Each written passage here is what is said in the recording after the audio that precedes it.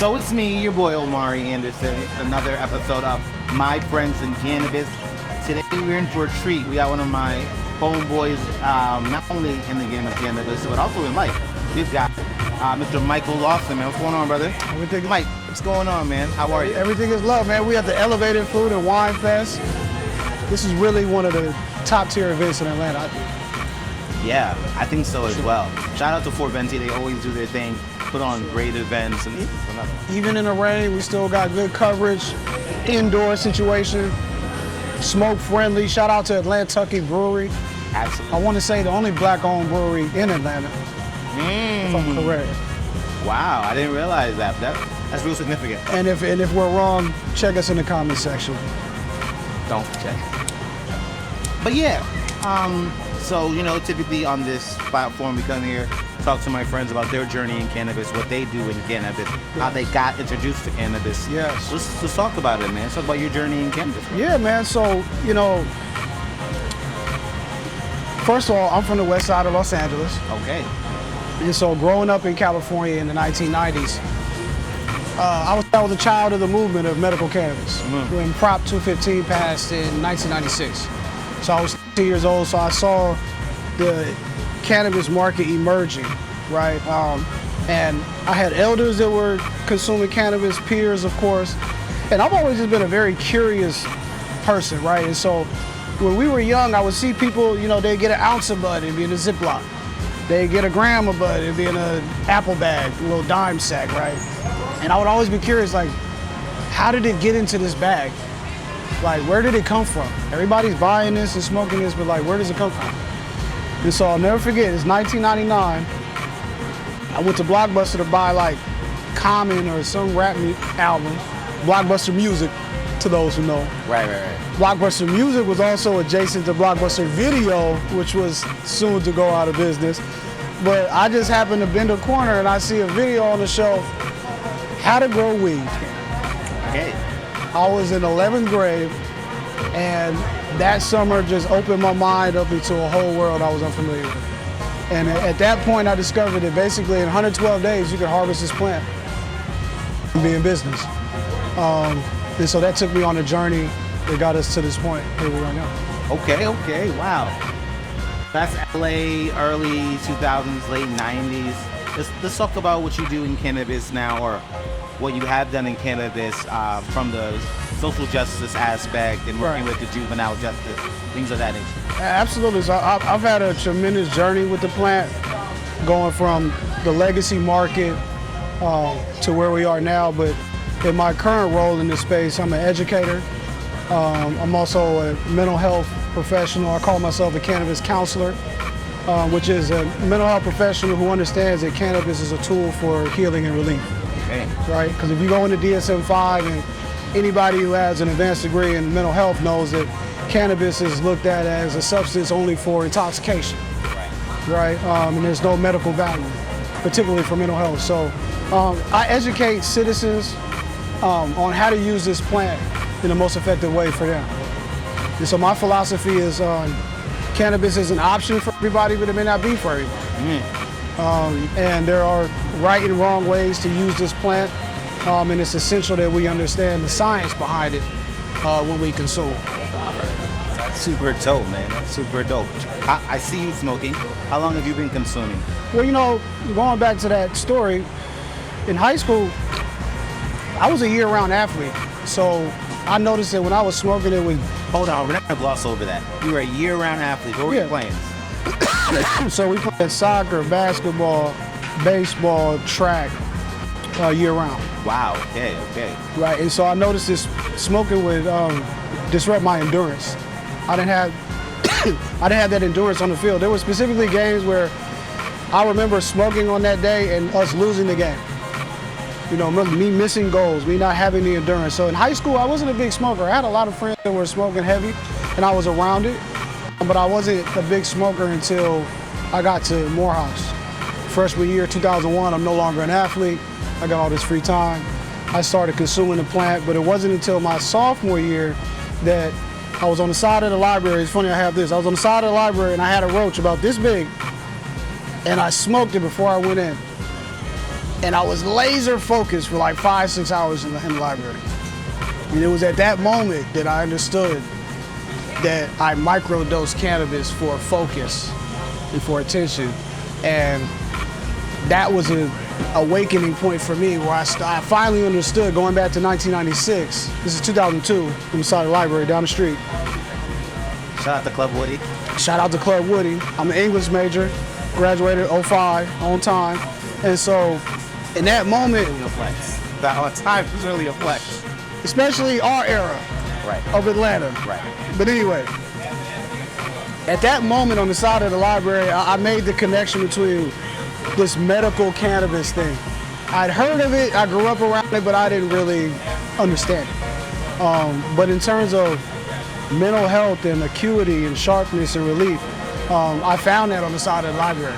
And so I'm a real nerd. So I went back, and true story, at the time, this was at the beginning of my legacy experience. I just started selling bud on campus. So I got my scale, I got my whole setup. I went back to my room, and I figured, you know, I want to say I rolled a gram earlier that day, so maybe this was half a gram that I smoked.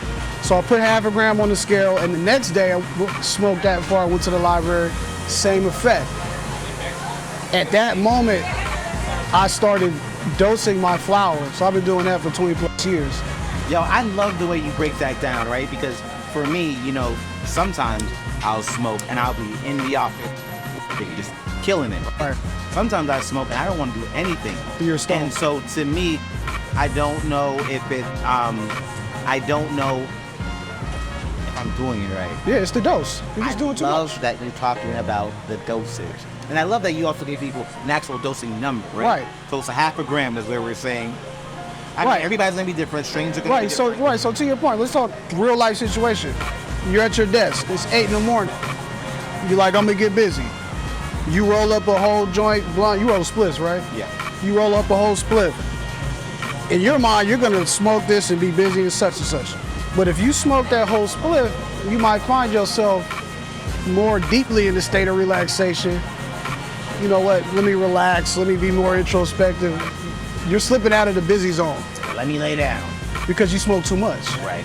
Right. So whereas if you would have just put 0.5 on the scale and smoked half a gram, you're gonna get the exact effect that you're looking for. So a lot of times we're just overdoing it, right? We can't overdose from cannabis, but we can certainly overdo it. Particularly if you, and I think my lane is for that working, professional, human being, not even professional, but that human being that's busy, dealing with a lot of pressure in life. The parents, the people working, entrepreneurs. How do we use this plant but stay effective in what we do? How do we stay productive? How do we get up in the morning, smoke just a little bit and knock all our shit out?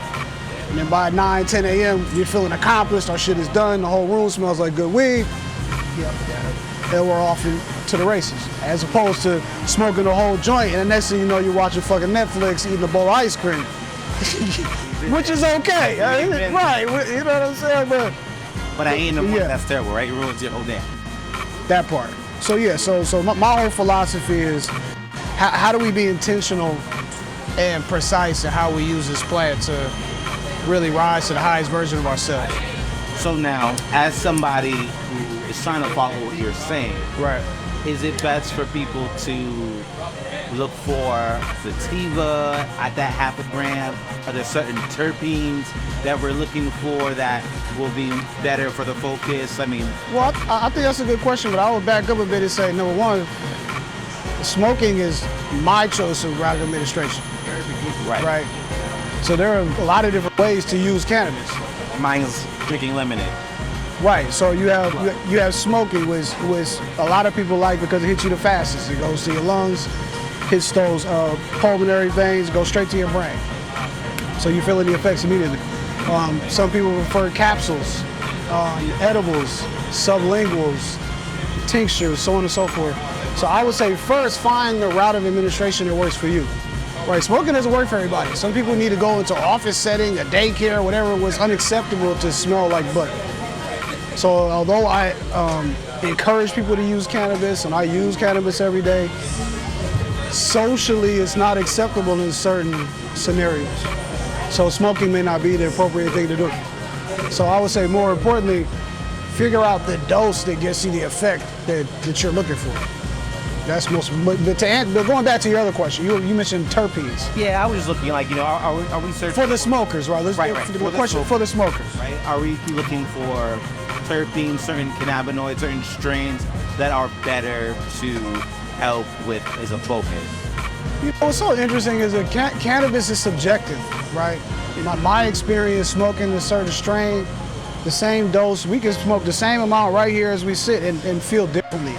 So I don't want to recommend something for somebody. I would say experiment and find what works for you, right? You have some sativas that people love that makes them energetic and makes them busy, and some sativas that make me, more relaxed and more laid back. And that's the beauty of the plant, is that it's a substance that's safe enough to experiment. It's not an opioid, it's not a pharmaceutical product.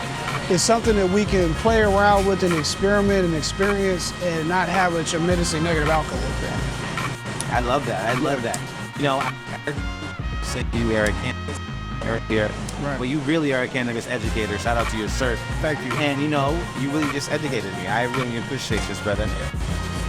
Thank you for having me on. I appreciate you, my brother. No worries, and no worries. The fat give you the pound because fuck with that one. Most definitely. And wait, before we wrap, I want to shout out to you, man, because although I love to smoke, your lemonade is hands down the best infused still beverage product on the market. And I'm not just saying that because you're my friend. I appreciate you saying that. I would give you third place if you were third place. But nah, seriously, man, nationwide, this man can take this product and really go on a global scale, because we're talking about global industry. Right. Nobody is competing with you, man, in terms of flavor, in terms of effectiveness. We talk about dosage. You have it dosed right?